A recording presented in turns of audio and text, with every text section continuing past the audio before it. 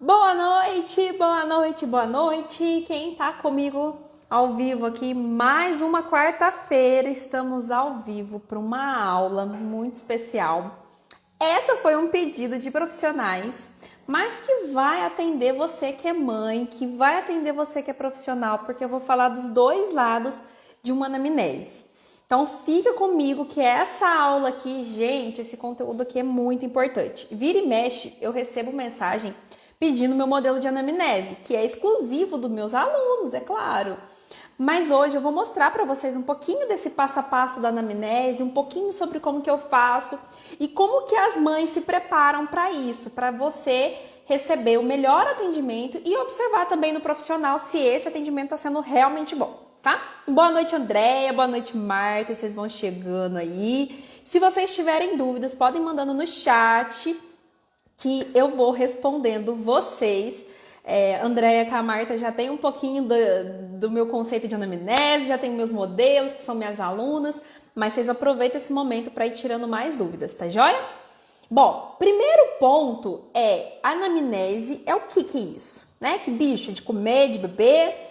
Anamnese é a entrevista que um profissional faz quando recebe uma pessoa, um paciente, um cliente, seja lá quem for, tá? No meu caso, que eu sou psicóloga infantil, essa entrevista eu realizo com duas pessoas. Com o meu cliente, que é o pequenininho, a criança, e com a mãe, porque a criança não consegue dar todas as informações. Se você aí trabalha com idoso, por exemplo, você vai fazer com o idoso e às vezes vai precisar de conversar com algum familiar. Mas a gente vai adentrar nisso um pouquinho durante a nossa aula, tá?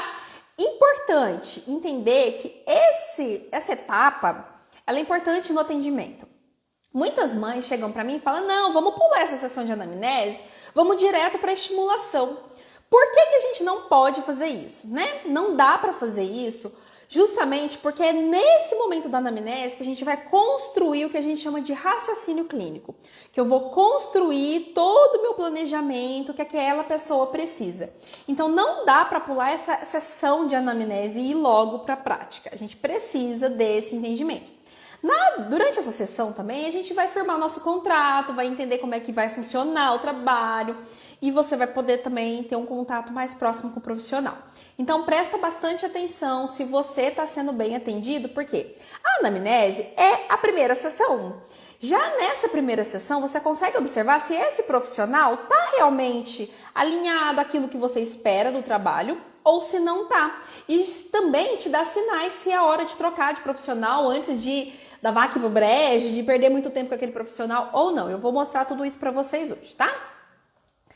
Primeira coisa que você precisa, enquanto pessoa que procura um profissional, observar se ele está preocupado em construir um vínculo com você. E quem é profissional, se você seja psicólogo, psicopedagogo, professor, você precisa tá concentrado nessa entrevista em construir vínculo, em ouvir, em acolher essa pessoa. Então a parte de acolhimento é a parte mais importante da entrevista de anamnese. Mas Joyce, o mais importante não é acolher todas as informações que eu vou poder construir um raciocínio clínico? Sim, você precisa disso. O objetivo da anamnese é colher as informações para você construir seu raciocínio clínico. Porém, se você não acolher a pessoa, se você não ouvir a pessoa, se você fizer num formato de interrogatório e ela não voltar na próxima sessão, porque ela não se sentiu bem com você, porque ela não se sentiu acolhida por você, o que adianta uma anamnese perfeita? Obrigada pela live, Sheina. Obrigada. Eu quero muito detalhar um pouquinho mais para vocês sobre esse conceito da anamnese. Então, não adianta ter uma anamnese perfeita se o cliente não volta na próxima sessão porque ele não se sentiu acolhido. Quem já passou por uma situação que foi num atendimento, num profissional, e ele ficou ali naquele checklist interrogatório que não tinha fim, marcou uma próxima sessão e você não se sentiu bem, não se sentiu confortável e não foi nessa próxima sessão, né? A gente precisa construir o vínculo com essa pessoa na primeira sessão. E eu sempre falo para os meus pacientes, olha, se você não se sentiu confortável comigo, se você, sabe aquele match que a gente dá com as pessoas, tipo, gostei desse, não fui com a cara dele. se você sentiu que não vai rolar um vínculo legal, você pode trocar de profissional. É hora de trocar sim. Por quê? Porque se você não consegue se sentir à vontade para contar, para conversar, não vai funcionar. Ele não vai ter todas as informações que ele precisa para trabalhar com você. Você não vai conseguir entregar tudo que precisa para ser trabalhado. A Andrea falando que já foi em profissionais assim, exatamente. E aí você não consegue se abrir e contar ali o que você está precisando realmente, né? Quais são suas expectativas. Porque é muito importante a gente falar para o profissional o que a gente espera do trabalho dele. Olha, eu vim aqui porque eu quero isso, exatamente isso. Então, quando chega no meu consultório, eu pergunto, o que você quer? Né? Qual que é a queixa? Tá, meu filho está com dificuldade em aprender. Beleza, a gente vai rastrear isso, mas o que você quer? Qual que é o objetivo depois, quando encerrar o meu trabalho, o que você quer? Eu pergunto isso pro meu paciente. Olha, geralmente quando vem com essa queixa de aprendizado, é que meu filho consiga aprender, que ele consiga ir bem na escola. Então tá. Então no final do meu atendimento, o que eu preciso entregar de resultado para essa pessoa, para essa mãe, é que o filho dela esteja indo bem na escola, que ele tenha resolvido aquelas dificuldades de aprendizado, ou pelo menos criado estratégias para driblar elas, se não tiver, se for um diagnóstico, por exemplo, que não tem cura, mas tem tratamento, porque a gente consegue criar estratégias. Então, eu preciso ter muito claro, se o profissional não sabe isso que você busca e ele não consegue identificar isso nessa conversa, faltou acolhimento, faltou vínculo, tá? Então, o vínculo é a parte mais importante da anamnese. E aí, sim, depois de estabelecer bem o vínculo, ouvir muito a pessoa, ouvir de novo. Aí você vai, aos poucos, perguntando. Então, ela entrou no assunto da escola, e aí você vai perguntar quando que a criança começou na escola, como que foi esse processo, se foi muito difícil. E cada vez que você pergunta, você tem que deixar a pessoa responder. Porque eu já vi também profissionais, vocês me contem aqui se vocês já forem profissionais, que ele te pergunta, aí você começa a responder, ele já te interrompe com outra pergunta. É horrível, você não consegue nem concluir o teu raciocínio. Muitas vezes também...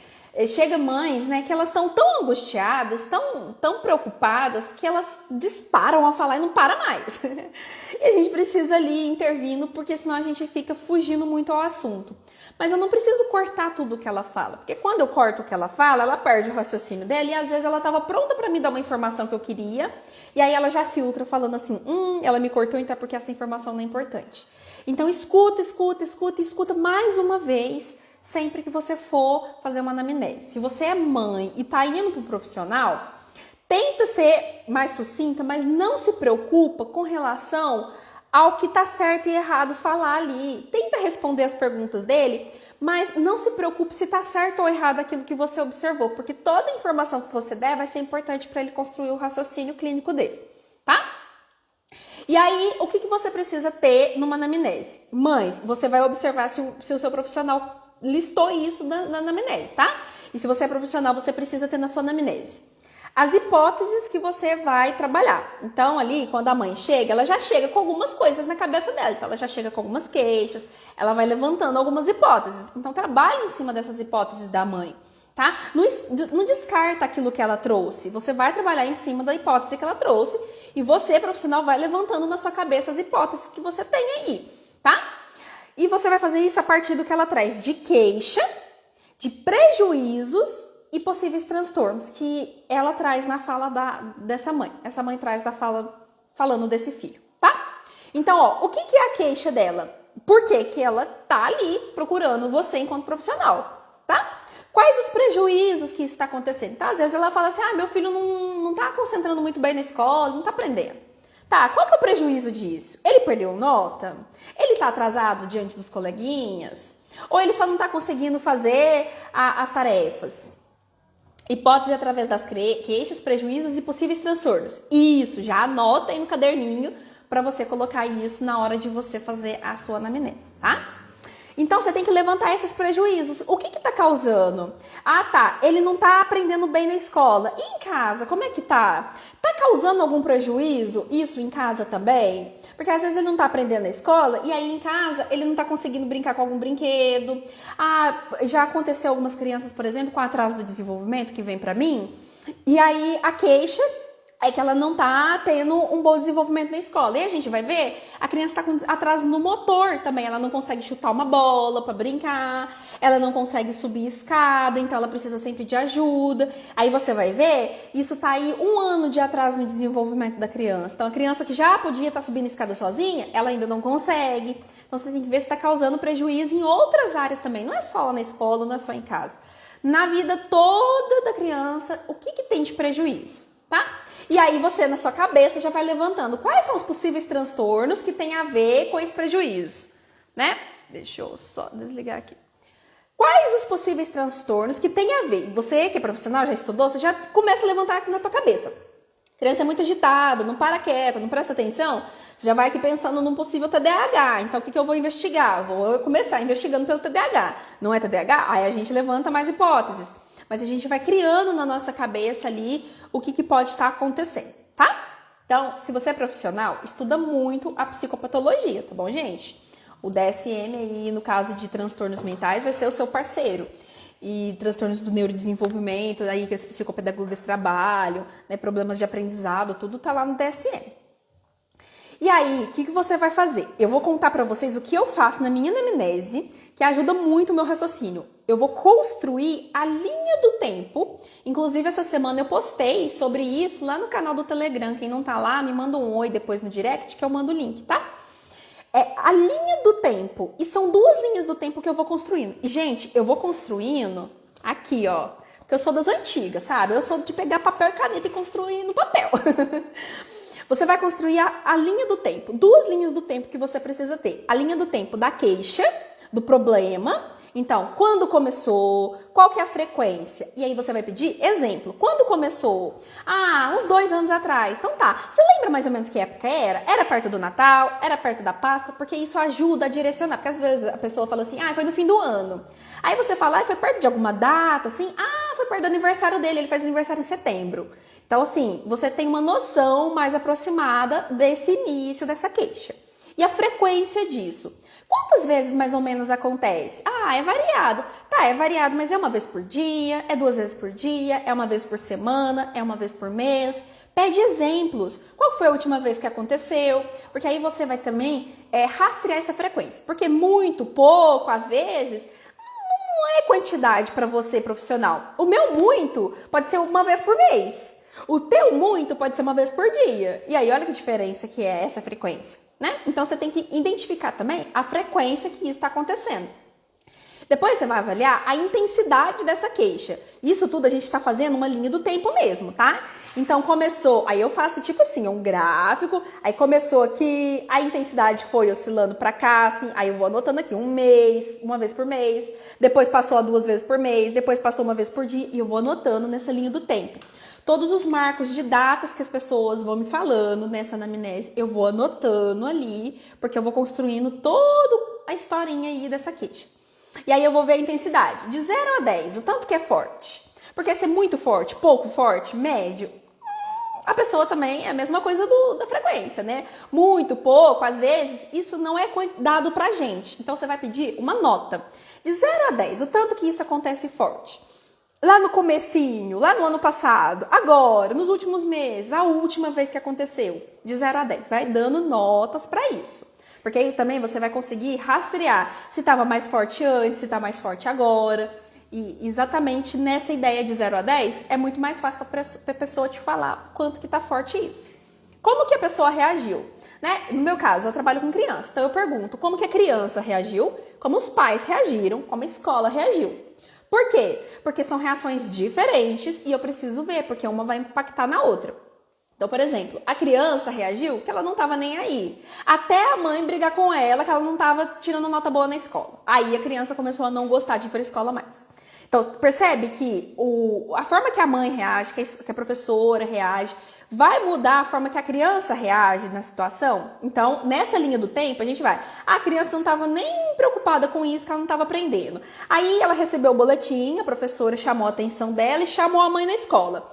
Então, essa é a reação da professora, chamou a mãe na escola. Aí a mãe foi na escola, viu o boletim, começou a cobrar da criança, começou a ficar brava com a criança. Então, a mãe reagiu dessa forma. E aí, o que foi a reação da criança depois disso?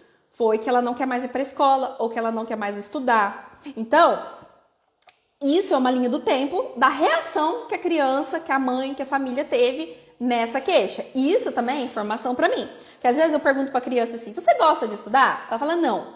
Mas antes ela gostava. Então, o problema não tá na escola. O problema tá que ela não tá conseguindo aprender. Então, se ela começar a aprender, ela vai começar a gostar da escola, entende? Então, a gente precisa construir esse raciocínio. Como era antes? Antes disso tudo começar, antes desses problemas começarem, como que era? Ela aprendia direitinho? Ou ela sempre teve dificuldade na escola? Foi uma criança que desenvolveu como? Ah, não, apresentou esse problema agora já no começo da escola. Primeiro ano dela na escola já começou com problema, então não tem como comparar com antes. Como que compara com antes? Perguntando como que era em casa. Como que ela brincava, como que ela aprendia em casa, se ela já sabia números. Às vezes vendo desenho, a criança já vai aprendendo algumas letrinhas, a contar até 5, até 10. Então, isso também é aprendizado da criança. Como é que era antes? Ela conseguia aprender, ela já sabia contar alguma coisinha com o desenho que ela assistia. Então, isso também vai fazer parte do teu raciocínio dessa linha do tempo da queixa, tá? E sempre, sempre pede exemplos. Então, me dá um exemplo disso. Que aí a mãe vai te contar o exemplo e aí isso vai trazer mais palpável para você. E aí, a gente vai construir a segunda linha do tempo, que é a linha do tempo da criança, da história da criança. Tá? Aí eu separo uma segunda folha para mim construir esse raciocínio. Primeiro a gente começa com a história de vida, né? Então a gente vai perguntar do desenvolvimento da criança. Então, eu que trabalho com crianças muito pequenininhas, até o processo de gestação e parto e ali os primeiros meses tem importância, porque se eu estou trabalhando com crianças de 3 anos, por exemplo, a gente está contando o desenvolvimento mês a mês. Agora, se eu estou trabalhando com pessoas mais velhas, aí não precisa ser tão detalhista nesses primeiros meses. Mas quanto mais nova, quanto mais jovem a criança, mais detalhes desse início de vida você vai precisar. Então, no desenvolvimento, eu pergunto como que foi o parto, se teve anestesia, se foi no período a termo, que a gente chama, né, dentro do período esperado, ali entre...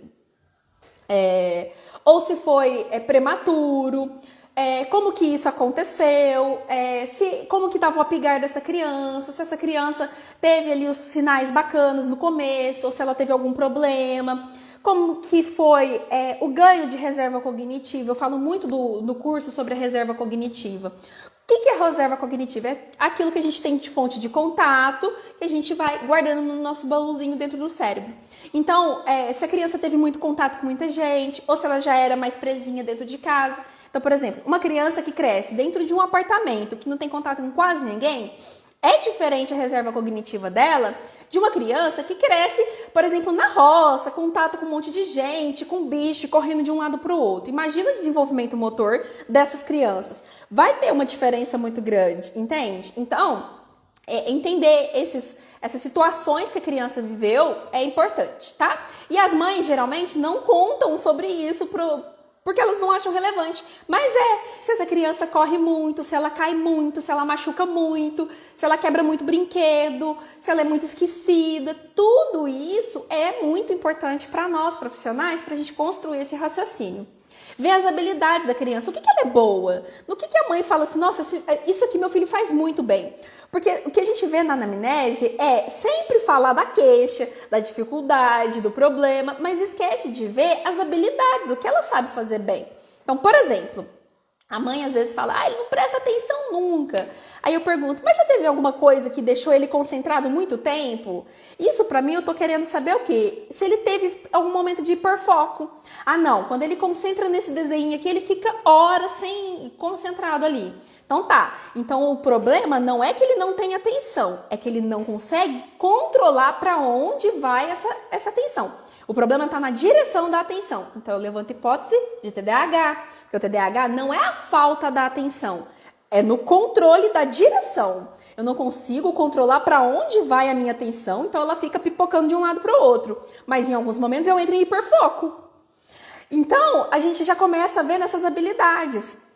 Ah, não, ele é muito bom em montar carrinhos. Ele sempre montou, eu comprei Lego para ele, ele montava muitos carrinhos. E a gente vai identificando ali algumas coisas também, tá? Problemas de saúde que teve. Então, se é uma criança que é vacinada, se acompanha com o médico, pediatra regularmente, ou se só procura o médico quando tá doentinha.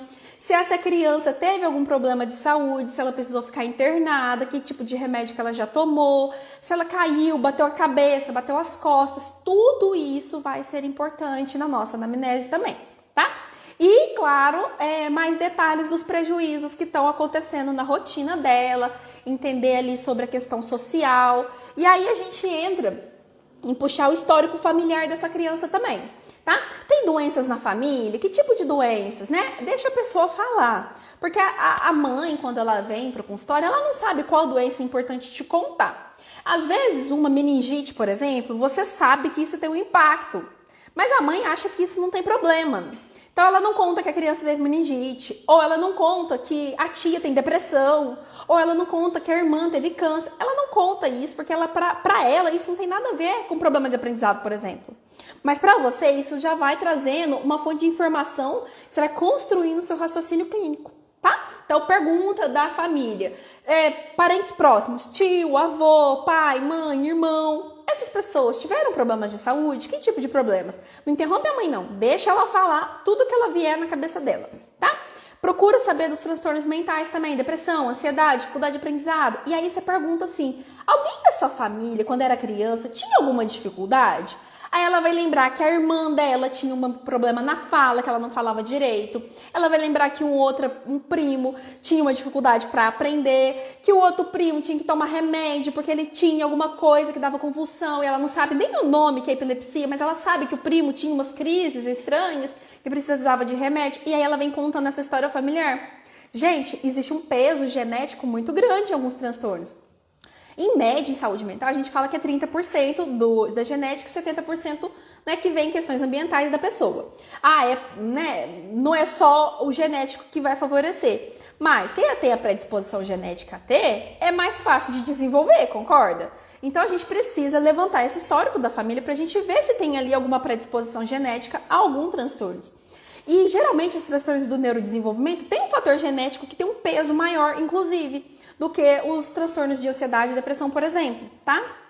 Então, você tem que levantar esse histórico da saúde da família. Se alguém tem epilepsia, se alguém teve dificuldade para aprender quando era criança. Aí ele vai falar, nossa, meu primo era todo burrinho. Naquela época falava assim, né? Aí você fala, então ele pode ter tido um problema de aprendizado. Ou aquele meu primo ali é estranho, aquele meu tio é estranho, ele não gosta de socializar, ele gosta só de ficar afastado no canto dele. Ou tem alguma outra questão ali dentro da família que eles vão surgindo ali e vão contando na anamnese para você, tá? Essa questão da genética e do ambiente é muito importante. Então, como a gente buscou a genética através da história da família de doenças, como que a gente busca do ambiente? Perguntando sobre a rotina. Como que é a rotina da criança, como que é a rotina da família, tá? Quando a mãe conta, e geralmente é a mãe que vem, eu falo muito a mãe, porque é a mãe que vem para a sessão, né, de anamnese. Gente, é muito raro ver um pai numa sessão de anamnese. Quando a mãe vem para a sessão de anamnese, ela vem contando, às vezes, só da criança. E você perguntar da rotina dela, da família, com quem que a criança fica na hora que os pais estão trabalhando, se a mãe trabalha, se não, se essa criança tem irmão, se ela convive com outras crianças, se tem crianças de outro casamento. Tudo isso vai ajudar você a construir o ambiente que essa criança vive.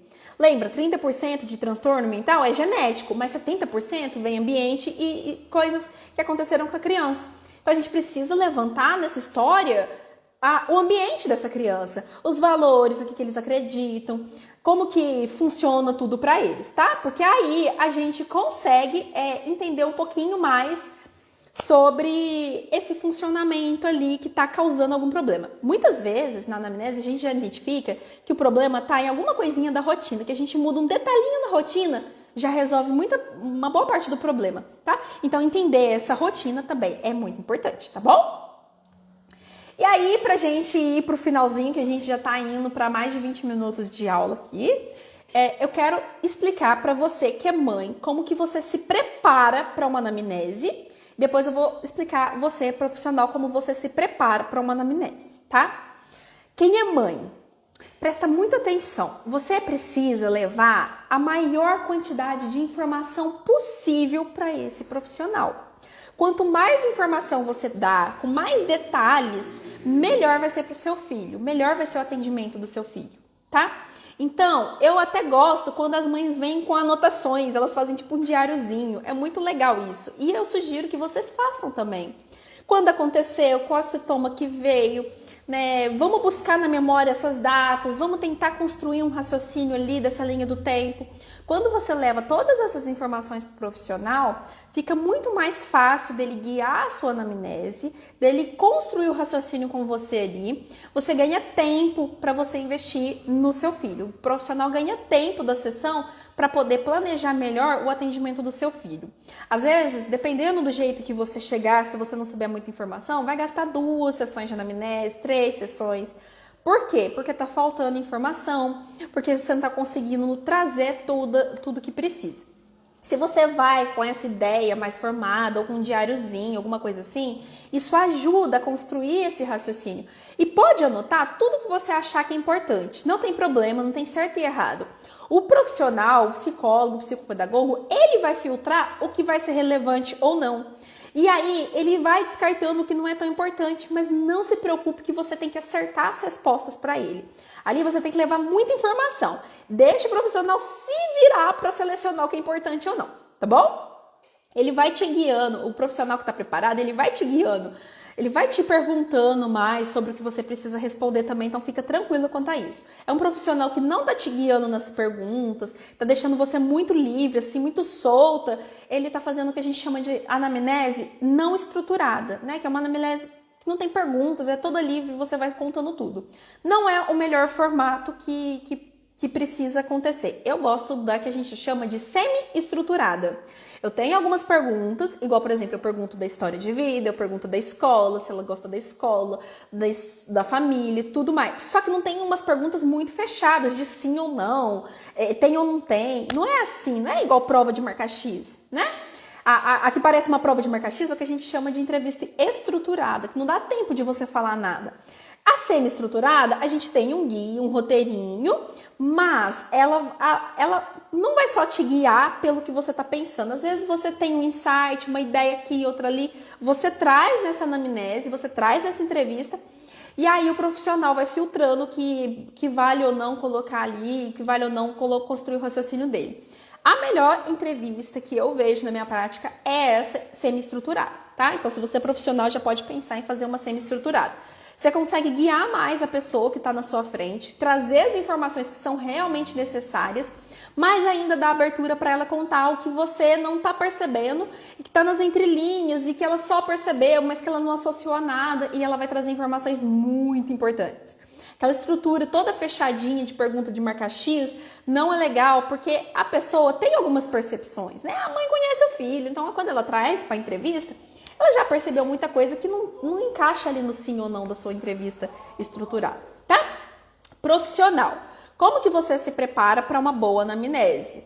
Primeiro, você tem que considerar que, como não é um negócio de marcar X, você pode deixar a pessoa muito desconfortável se você ficar o tempo todo anotando. Então, imagina você conversando aqui comigo e eu só de cabeça baixa anotando.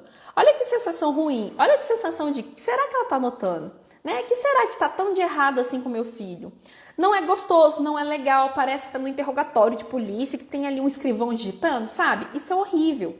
Então, você pode, sim, eu deixo um bloquinho, uma folha livre ali pra mim, com os tópicos que eu quero perguntar, com aquela semi-estrutura da anamnese, mas é muito olho no olho, é muito tá ali em contato direto com a pessoa. E vou anotando palavras, né, pontos importantes ali do que ela vai me falando. Olha, gente, profissional, presta atenção nisso daqui. Se você não anotou tudo que precisava, você acabou passando despercebido porque você ficou tão no contato olho no olho que faltou algumas coisas que depois você esqueceu. Você pode, numa próxima sessão, voltar e perguntar. E aí, o que vai acontecer? A pessoa se sentiu acolhida porque você olhou no olho, você ouviu, você acolheu. Lembra que é o ponto principal da anamnese? Para a pessoa voltar. Se ela volta e você esqueceu algum ponto, mesmo que você já está no atendimento com a criança, tem algum ponto que você precisa relembrar, você pode chamar essa mãe e perguntar. Ela vai falar assim, meu filho realmente é importante para essa profissional. Porque o que ela esqueceu, que eu contei tanta coisa, ela está tentando lembrar. ela tá buscando mais informação, ela tá interessada no meu filho. Então, sim, você pode voltar e perguntar numa outra semana, numa outra sessão, algum ponto que ficou faltando daquela anamnese, algum ponto que você deixou passar despercebido, não conseguiu anotar, acabou esquecendo porque você estava preocupado em criar vínculo, em acolher aquela pessoa, tá? Então pode sim se concentrar em olhar no olho, em anotando só alguns tópicos. Então o que eu vou falando? Eu deixo uma folha sulfite com os tópicos do que eu quero falar, tá? E aí nesses tópicos, então tá aqui, por exemplo, desenvolvimento. E aí no desenvolvimento eu anoto coisas pequenas. Então, por exemplo, andou 2 anos, 1 ano. Falou 2 anos. Opa, vou lembrar depois que teve atraso na fala. 2 anos, tá tarde para falar. Então tá, aí eu vou anotando pontos ali. Teve problema no parto. Então eu escrevo assim, parto mais ou menos. Vou colocando alguns símbolos, algumas coisas que eu vou anotando e eu vou conseguindo lembrar dessa história. Você não precisa escrever tudo que a pessoa falou para você lembrar da história. Porque se você prestar atenção nela, o conceito geral da história vai ficar. Entende? Então não precisa estar preocupado em anotar tudo daquela entrevista estruturadíssima. O que você precisa é dos tópicos principais dessa prévia estrutura para você guiar a pessoa. E não esquece, né, de deixar um ambiente confortável, uma iluminação bacana, que você consegue ler ali o que você está escrevendo, né? Deixar água para a pessoa, lencinho, porque ela vai chorar, né? Mas eu sou professora, eu sou psicopedagoga, você trabalha com os filhos e mãe se emociona muito quando fala dos filhos. Então não é só psicólogo que tem que estar preparado para acolher essa dor. Se você é profissional, essa mãe tá te procurando por alguma dor, alguma coisa tá doendo, alguma coisa tá incomodando, tá? Então pode preparar ali um ambiente confortável. Joyce, eu atendo online, não tem problema, você pode ser acolhedora, você pode deixar o ambiente confortável para essa pessoa. Como, por exemplo, não deixando gente passando. Então, olha aqui, eu tô no escritório dentro da minha casa, mas aqui não tem ninguém passando, eu tô usando fone de ouvido, eu deixo a porta fechada, eu tomo cuidado com o som ambiente, eu tomo cuidado com várias coisas que vão deixar essa pessoa mais confortável. A iluminação, apesar de ter esse reflexo da luz aqui no meu óculos, ainda assim dá pra ver bem o meu rosto, a pessoa consegue me enxergar, consegue me ouvir bem. Tudo isso é importante para que a pessoa se sinta confortável, tá?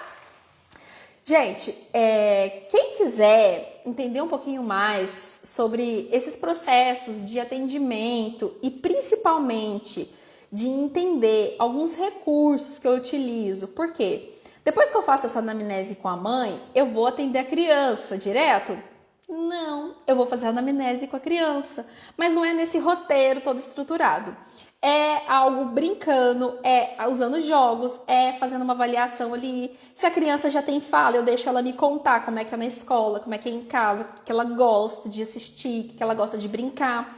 Se ela ainda não fala, eu deixo ela expressar nos brinquedos de construir. E eu vou falar sobre esses recursos que eu utilizo, principalmente na estimulação, e que vale também para você utilizar numa anamnese, numa aula, um aulão, na verdade, que vai ser dentro do Google Meet, para vocês poderem abrir o microfone e conversar comigo direto, que vai acontecer no dia 8 de outubro. Então tá bem perto, 8 de novembro, né? Outubro já passou. 8 de novembro vai acontecer um aulão dentro da plataforma que eu uso para dar aula para os meus alunos, um aulão para vocês terem um contato bem direto comigo, que eu vou falar do método de 30 minutos para trabalhar a estimulação cognitiva, explicando sobre recursos. Recursos que dá para usar tanto na anamnese quanto que dá para usar na estimulação. E dá para usar na estimulação em casa com seu filho, sabe? Não necessariamente só profissionais conseguem utilizar isso. Então vai ser um aulão bem diferenciado, com contato direto comigo, coisa que só meus alunos têm, né? Porque aqui no Instagram não dá para fazer tanta coisa assim. Então por isso que vai ser na plataforma do Google Meet. Quem quiser entrar e participar, receber o link desse aulão, me manda um direct que eu vou estar mandando o link para vocês entrarem.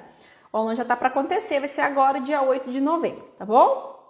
Eu já vou encerrando nossa aula de hoje. Se vocês tiverem dúvidas ainda quanto à anamnese, pode me mandando no direct, que eu vou respondendo nos stories aqui. A gente vai trocando ideias sobre essa história da anamnese. Não é um bicho-papão, não é um bicho de 7 cabeças, nem nada disso. É algo que a gente precisa para construir o nosso raciocínio clínico, mas que dá para fazer de uma forma bem leve, bem bacana, e o paciente se sair super acolhido, super querendo voltar para o seu atendimento, tá joia? Então, boa noite para vocês. Espero vocês na quarta-feira que vem, 7h27 da noite, com mais aulas que vão ajudar vocês aí no trabalho de estimular o cérebro dessas crianças, desenvolver o aprendizado delas, tá joia? Um beijão e até semana que vem. Gente, eu vou esperar vocês lá nos stories pra gente bater um papo ainda sobre a anamnese, tá joia? Pode me mandando as perguntas no inbox. Bom, obrigada. Que bom que vocês amaram. Eu fico muito feliz, gente. Boa noite.